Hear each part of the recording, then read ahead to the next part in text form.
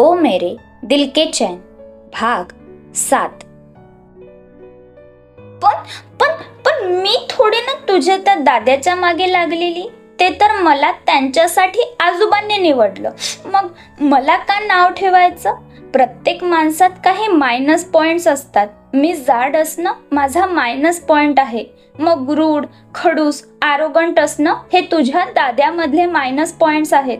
मग यासाठी त्यांचा कोणी इन्सल्ट केला तर? सान्वी आपली आसव पुसत, नाक पुसत काहीशा रडव्या शब्दात बोलली. दिव्या किंचित हसत बोलली, दाद्या रूड, खडूस, आरोगंट आहे हे तू तर बिनधास्त म्हणतेसच की. मग अजून काय पाहिजे? आणि तो तसाच आहे माहीत आहे मला. म्हणून त्यावर आता जास्त विचार करू नकोस. आता जर कसला विचार करायचा आहे ना तर ते तिकडे बघ. असं म्हणत दिव्याने तिला पार्टीमध्ये अरेंज केलेल्या फूड काउंटरकडे बोट करून दाखवलं. तुला माहिती आहे काय सानू, मी आजोबांना हे फूड काउंटर अरेंज करणाऱ्या मॅनेजरशी बोलताना बघितलेलं. ते सांगत होते की सगळ्या इंडियन, कॉन्टिनेंटल आणि सगळे चाटचे प्रकार सुद्धा आहेत.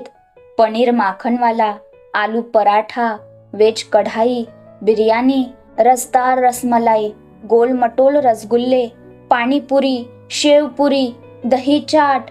दिव्या एक एक पदार्थाचं नाव घेत होती. तसं तसं सान्वीच्या मनावरचं ते अपमानाचं मळभ दूर होत गेलं आणि तिच्या समोर आता फक्त त्या चमचमीत रेसिपीज फिरत होत्या.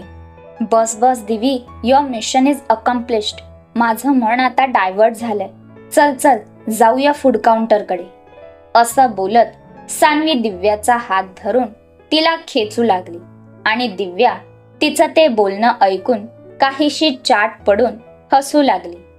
कारण ती खरंच सान्वीचं लक्ष डायव्हर्ट करू पाहत होती, जेणेकरून तिची ही मैत्रीण दुखी होऊ नये. पण तिचा हा विचार सान्वीने ओळखला हे बघून दिव्याला हसूच आलं. म्हणजे तिचं इंटेन्शन समजूनही ती डायव्हर्ट झाली. कारण ती खाण्याची किती शौकीन होती हे दिव्याला चांगलंच माहीत होतं. दोघीही सध्या फूड काउंटरवर ठेवलेल्या प्रत्येक डिशेस बघत होत्या. सान्वीला तर काय घेऊन काय नको असं झालेलं. विविध पदार्थांची नुसती रेलचेल होती. दिव्या सुद्धा खाण्याची शौकीन होतीच. मग नुसतं बघत काय बसायचं. मग दोघींनी डिश घेतल्या आणि आपल्या आवडीचे पदार्थ पटापट डिश मध्ये काढून घेतले आणि डिश घेऊन त्या दोघी एका टेबलवर बसल्या.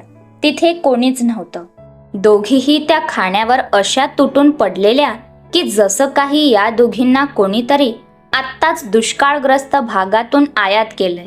त्या दोघी हॉलच्या अशा भागात होत्या जिथून त्या दोघी पार्टीमध्ये आलेल्या गेस्टना दिसणार नाहीत.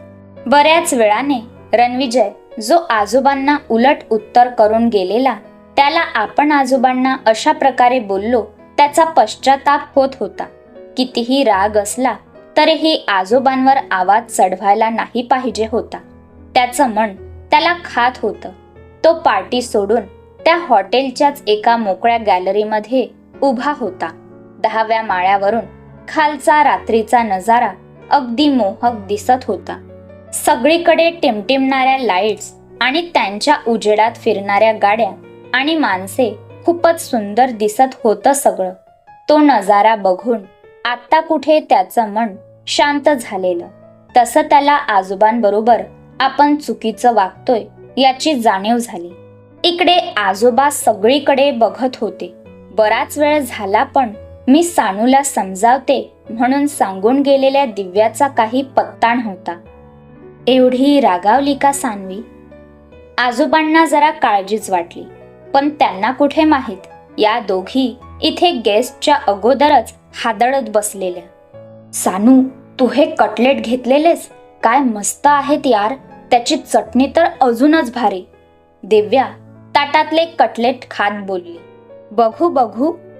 अरे यार, मी हे वाले घेतलेतच नाहीत. बघू जरा एक बाईट. सान्वी असं बोलत दिव्याच्या ताटातलं कटलेट घेऊन तिच्याच ताटातल्या चटणी बरोबर खाऊ लागली. मस्त आहे यार. तू हा स्टफ पराठा बघितलास खाऊन? असं म्हणत सान्वी दिव्याला एक घास तोडून भरवू लागली. दोघीही जेवणात इतक्या मशगूल झालेल्या की त्यांना आजूबाजूचं भानच नव्हतं. त्या सगळ्या पदार्थांवर यथेच्छ ताव मारत होत्या आणि इकडे आजोबांबरोबर बोलण्यासाठी म्हणून आलेला रणविजय एका कोपऱ्यात बसलेल्या या दोघा मैत्रिणींना बघून चाट पडलेला. सान्वीचं हे रूप तर तो पहिल्यांदाच बघत होता, पण त्याची बहीण दिव्या, ती तर घरी किती सोफिस्टिकेटली खात असते आणि इथे हिच्या बरोबर हा काय नवीनच अवतार दिसतोय हिचा. नशीब या दोघी गेस्ट पासून वेगळ्या आणि बऱ्याच लांब बसलेल्या. तो ताड ताड पाय टाकत त्या दोघींच्या टेबल जवळ आला. दिवी, हे काय आहे? तो दात ओठ खात रागातच बोलला. ओरडू शकत नव्हता, कारण मग गेस्टनी बघितलं असतं. त्याचा आवाज ऐकून दोघीही दचकल्या आणि दोघींनाही ठसकाच लागला. रणविजय त्या दोघींकडे बघून दात करा चावत होता. त्यांच्या पुढ्यात ती भरलेली थाळी बघून आणि त्यातले अर्धे अधिक पदार्थ अधाशासारखे संपवले होते. ती मेसी डिश आणि त्यांचा तो अवतार बघून रणविजयला या दोघींना चापकाने फटकाऊसा राग येत होता.